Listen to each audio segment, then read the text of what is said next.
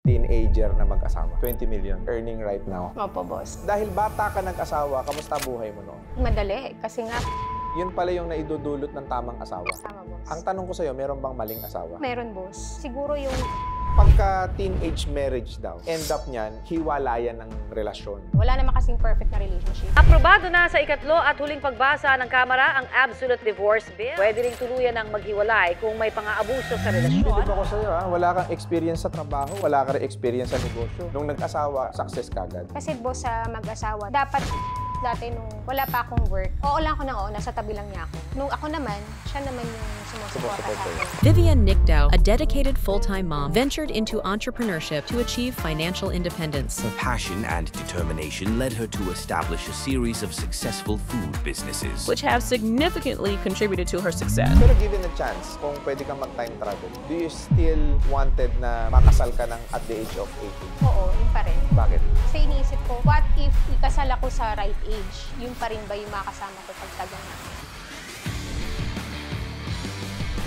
Sabi nila, kapag ka teenage marriage daw, usually ang end up niyan, hiwalayan ng relasyon. Na-experience naman namin yung mga ganyan. Wala naman kasing perfect na relationship. Dumating yung time na naghiwalay din kami, pero naayos naman. Then until now, nagsasama pa rin kami. Kumbaga, wala sa edad ang totoong pagmamahalan. Opo, boss. Totoo ba yun? Pag lalo mo raw hinihigpitan yung bata, lalo itong magpupumiglas. For me, yes, boss. Paano mo nasabi? Kasi ngayon may mga anak na ako eh. Parang hindi ko na-adapt yung pagpapalaki sa amin ng nanay ko na ganun yung gawin ko. Kasi ngayon, boss, ang smooth ng relationship ko sa dalawang anak ko eh. So walang nagloko sa kanila. Then yung panganay namin, kakagraduate lang yun ng nursing. Para lang kayong magbarkada. Dapat meron din silang freedom. At the same time, alam nila yung limitations nila. Parenting should be more about coaching and mentorship Yes, boss. than having that military discipline inside the house. Correct, boss. Kasi yun yung narrative dati ng mga parents eh. Kailangan higpitan mo yung mga anak mo para hindi mabarkada, hindi magloko. Yun pala, out of curiosity, kadalasan yung mga bata nag-e-explore. Opo. Maraming mga kabataan ngayon na nagmamahalan, na nung nag-asawa sila at nagsama sila sa murang edad, itinakwil sila ng kanilang mga magulang. Ano masasabi mo tungkol sa mga ganong klaseng parents? Instead na itakwil mo sila, suportahan mo na lang eh. Kasi nandyan na yan eh. Kasi once na ginawa mo pa yun sa anak mo, nagkamali na nga eh. Pakalalo mo pa siyang i-push na malugmok sa pagkakamali. Kumbaga i-guide na lang natin sila kung ano yung nangyari, ipamulat natin sa kanila kung ano yung ginawa nila. At the same time, pangaralan natin sila kung paano magiging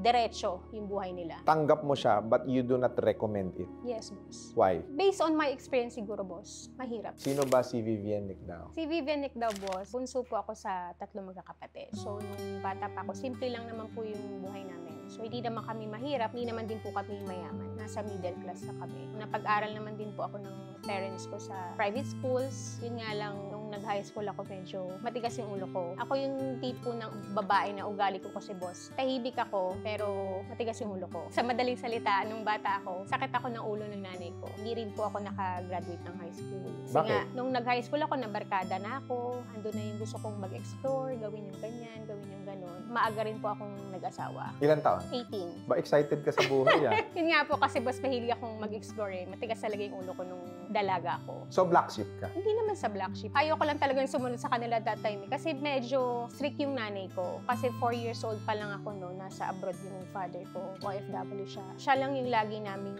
kasama. So hindi ko rin naman siya masisi kasi nga malayo yung father ko noon that time. Siguro para mapabuti yung pag-aaral namin, kaya medyo strict siya. Eh ayoko ng ganun eh, yung lahat bawal. Hanggang ano lang ang inabot ng educational attainment 3rd mo? year high school, boss. Dahil bata ka nag-asawa, kamusta buhay mo noon? Medyo hindi madali kasi nga maaga ako nag-asawa tapos wala naman akong alam na trabaho. Nung nagsama kami, actually tinanan ako ng husband ko. Hindi siya ganun kadali kasi nga sumama ko sa kanya. Hindi ko alam kung ano yung magiging buhay ko nung una. Ilan taon yung asawa mo noon? 17 is ako 19. Mas bata pa yung asawa mo 18. sa'yo. Oo. Tapos, mga half year kaming nag-live-in, na-decide kami na bumalik na kami sa magulang ko. Kasi syempre parang nakokonsensya din ako eh. Kasi kinuwento sa akin ng sister ko, alam pa nung wala ka kung ano iniisip ni mami. Akala niya kung ano nangyari sa'yo, naantay na lang niyang mabalitaan ka sa TV na kung patay ka na or what, ganun. So, nag-decide kami ng husband ko na bumalik na kami sa bahay. So, pinakasal kami. Kailangan pa ng consent ng parents namin kasi nga, ano kami, teenager. So, that time, di ko rin na-experience magtrabaho. So, yung husband ko kasi, boss, masipag siya. Fortunately, na pang-asawa mo, responsable. Opo, boss. Pero given a chance, kung pwede kang mag-time travel, do you still wanted na makasal ka ng at the age of 18? Oo, yun pa rin. Bakit? Siguro yun yung pinaka-tadhana ko talaga, kahit bumalik pa tayo sa unang panahon pa. Kasi iniisip ko, what if ikasal ako sa right age? Ganun pa rin kaya yung magiging buhay ko? Yun pa rin ba yung makasama ko pagtagal namin? Kwento mo sa akin yung buhay teenager na mag-asawa. Nagkakilala kami ng husband ko sa school lang. So, wala ding ligawan na nangyari. So, after 1 year na kami na, relationship namin na boyfriend and girlfriend, tinana niya na ako. Ilang taon kayo nagsasama bago ka nabuntis? Kinasal kami, boss, 1998. 2001 ako nabuntis. Paano mo matatagpuan ang true love mo, in your own opinion? Kailangan pares kayo makadiyos. Hindi lang kasi love yung dapat na namamagitan sa inyo eh. Nandun yung respect, understanding, tsaka yung tiwala. Kasi kahit anong dumating na trials, maghiwalay man kayo at the end kung kayo-kayo talaga eh. So kailangan, boss, give and take talaga. What are your struggles during early years of marriage? Mahirap mag-adjust, lalo na syempre as housewife. Mangangapa ka eh kung anong kailangan mong bigay na tulong sa husband mo. Pero though thankful ako kasi masipag yung husband ko. So hinayaan niya akong sa bahay lang ako, lalo na nung nagkakaanak kami. Basta dyan ka lang sa bahay, mag-aalaga ka lang ng mga anak natin, ako ang magtatrabaho. Kaya thankful din ako sa kanya. Masipag yung husband mo. Ano Yes, trabaho ni boss. husband mo nun? Sa ano siya, department store. Sales clerk siya po. Ang galing, no? Kahit bata, responsable. Ano yung siguro pinakamahirap na pinagdaanan nyo sa buhay na hindi nyo makakalimutan? Naranasan naming tumira kasi nga, syempre, wala pa kaming kakayanan na mag-rent. Tumira kami sa tita niya. So, doon, syempre, kailangan makisama kayo. At the same time, kahit na nasa poder ka na ng parents namin, lumipat kami dun sa parents ko, andun pa rin kailangan yung pakikisama. Kailangan lahat ng bagay, syempre, hindi kami solo doon. Yun yung mga struggles. And then, syempre, yung financially, habang lumalaki yung mga bata, hindi sumasapat yung kinikita niya sa trabaho. Magkano sinisweldo ng mister mo nun? Minimum that time, magkano lang? Siguro mga 450. Kailan mo naisip na gusto mo ring kumita para sa pamilya? Actually, boss, nung una natakot ako eh. Kasi yung husband ko, from empleyado, since ano siya eh, business-minded siya eh. Marami siyang pinasok ng mga sideline, mga ganyan. Tapos, nung medyo nakaka-financially stable, karoon siya ng mga business partner, nag-explore siya sa mga ibang negosyo, pero hindi siya nag-succeed. So, doon na yung time na napag-usapan namin na magnegosyo ako. Kasi since passion ko talaga po yung mga food eh, hilig ako magluto. Kahit late na, napag-isipan ko ng mag-aral sa isang culinary school.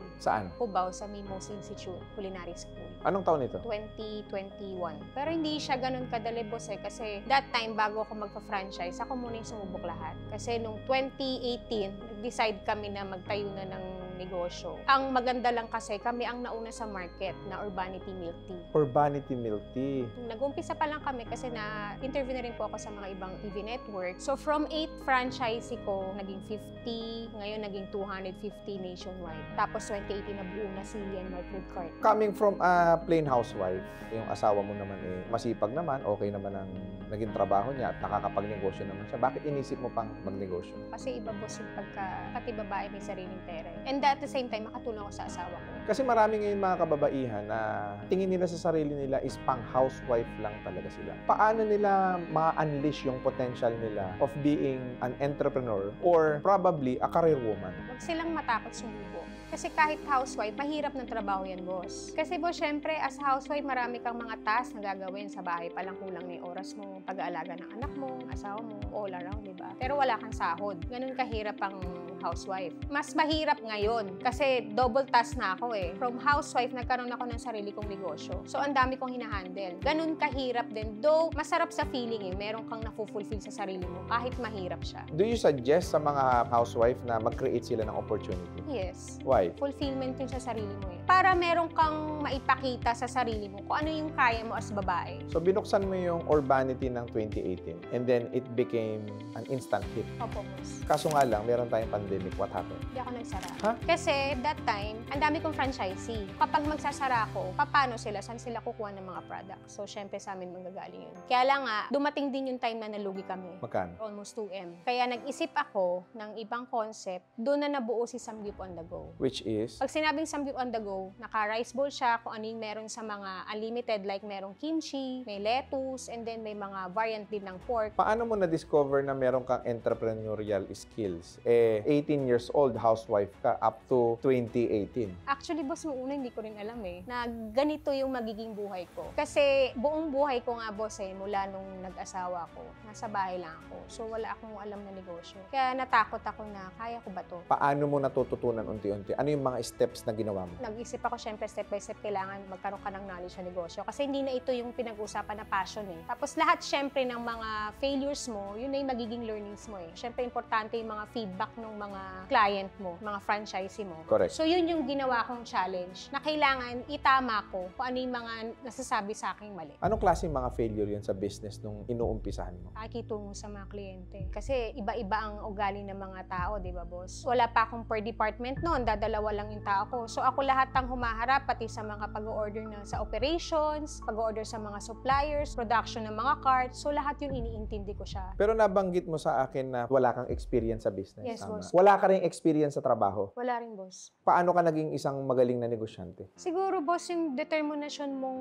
magkaroon talaga ng sariling negosyo. Kasi yun ang ginawa ko Naisip ko nga rin nung times na wala pa akong sariling negosyo na up to now, paano ko ba naabot to? Siguro sa tulong na rin ng husband ko. Kasi siya yung number 1 na mentor ko. Since siya yung businessman, makinig lang ako sa kanya kung ano yung mga gagawin. So ako naman, from learnings, in-apply ko talaga lahat yun sa negosyo ko. Pero nabilib ako sa'yo wala kang experience sa trabaho, wala ka rin experience sa negosyo. Nung nagnegosyo ka, success ka agad. Yes, boss. Dahil lang sa asawa mo. Yes, boss. Ang galing, no? Yun pala yung naidudulot ng tamang asawa. Tama, boss. Ang tanong ko sa'yo, meron bang maling asawa? Meron, boss. Siguro yung relationship nila, yung the way na kung paano sila makitungo sa isa't isa. Kasi dapat, boss, sa mag-asawa din, open sila sa isa't isa. Give and take lang din. Kung sino yung down ngayon, supportahan siya. Yun lang naman talaga. Kasi ako, boss, dati nung wala pa akong work, siya pa. Oo lang ako na nasa tabi lang niya ako. Nung ako naman, siya naman yung sumusuporta sa akin. Galing. Diba? Nakaka-inspire yung buhay ninyong mag-asawa. So, nabanggit mo sa akin na tinamaan din kayo somehow ng pandemic. Opo, boss. And then, bumagsak din ang negosyo. Paano ka naka-recover where in fact, wala ka namang experience on how to actually recover a business? Hindi talaga ako tumigil mag-innovate. Kasi kapag negosyante ko, boss, hindi ka mag-iisip ng mga negative sides Kailangan Ganon? laging positive. Bakit mo nasabi? Hindi mo naman maiiwasan na negative sa buhay. Opo, boss. Sa akin kasi, once na nag-isip ka ng negative as negosyante, wala ka nang maiisip na maganda about sa negosyo. Lalo na sa negosyo, syempre, may mga umaasa sa mga tao ng mga empleyado mo. So, yun yung iniisip ko. Hindi na lang para sa sarili ko. Kasi ako, boss, kontento na ako nung dati nasa bahay lang ako. So, ngayon ang iniisip ko, yung mga empleyado ko. So, yun yung iniingatan ko, boss Yung tiwala na binigay nila sa akin. Kaya hindi ako pwedeng sumuko basta-basta. So, here comes na naging successful ka. Ano ngayon ang sinasabi ngayon sa'yo ng mga magulang? Ngayon, boss, tuwan-tuwa sila, lalo na yung mother ko. Kasi yung father ko, namatay siya noong 2021. So, ngayon, sa tatlong magkakapatid, kinupkup ko na yung mother ko. Tuwan-tuwa siya na hindi niya akalain na porket maaga kaming nagsama, maaga ako nag-asawa, hindi siya makapaniwala na naabot ko yung ganito. Sino ba mag-aakala na undergraduate ng high school na mag-asawa ay magiging multi-millionaire? Sobrang proud na nanay mo sa'yo. Opo, sobrang proud siya. Kaya sinusuklian ko din siya kung ano yung mga pwede kong ibigay sa kanya. Yun lang ang hiling ko kay Lord na nasa akin siya, tumaba pa ang buhay niya at the same time. Ano naman ang advice mo sa mga kabataan ngayon na nag-e-explore sila sa buhay nila? Make sure lang na ang kahihinatnan, ikagaganda ng future nila. Lagi nyo din susundin yung mga parents nyo. Kasi hindi habang buhay kasama nyo sila. Ano naman ang masasabi mo sa mga magulang na halos sinukuan na ang kanilang mga anak dahil sa sobrang tigas ng mga ulo? Kagaya nung sa akin na feeling ko sinukuan na ako, pero hindi pa pala. Kasi anak mo yan sa'yo galing yan. Kahit anong sama ng anak mo, kailangan mo silang i-guide, kailangan mo silang ituwid kung ano man yung mga ginawa nilang pagkakamali. Kailangan mo silang i-accept Kasi once na lalo mo silang itaboy, lalo lang silang mapapariwara So, wag niyo sukuan yung anak niyo. Hanggang sa ma-realize na kung ano yung mga ginawa niyang mali, hanggang sa maitama niya. Kailangan i-guide natin sila na i-guide. Grabe yung naging journey mo sa buhay, no? And siguro, to inspire yung mga plain housewife ngayon na nanonood ng video na to, ano yung iiwan mong mensahe sa kanila na feeling nila hanggang plain housewife lang talaga ako, ito lang talaga yung talent ko, ito lang talaga yung kaya kong gawin. Anong mensahe mo sa kanila? You have to be yourself when you are creating and cooking. Do what you need and do it your best for your ability. So parang negosyo din yan Gawin mo yung kung ano yung passion mo. Kasi from passion into business magsasucceed yan. Huwag kang susuko para magkaroon ka ng sariling negosyo. Kailangan mahalin mo yun. I-treasure mo ng maigi. At ano naman ang pwede nating may offer sa ating mga viewers? So sa mga naghahanap ng mga negosyo dyan, si Enmark Food Cart po ay may 5 food concept. We have Cheeky Wings, and then Korean K-pop corn dog, Urbanity Your Lifestyle Milk Tea, and then Samgyup on the go. For as low as 128,888, meron na po kayong food cart na all-in concept na po, all-in equipment na pwede nyo nang masimulan. Kami na po ang bahala lahat, kasama na po sa training yung package. Huwag po kayong mag-hesitate na i-visit po yung aming page. It's Enmark Food Cart, or kaya you may call us on 0949-889-2827. Available po ito sa Viber, WhatsApp, and then Telegram po. Maraming salamat, Ma'am Vivian. Inspirasyon ka ng maraming housewife na nag-aasam din na balang araw makapagtayo sila ng sarili ng negosyo. Muli, maraming salamat and God bless sa inyo lahat.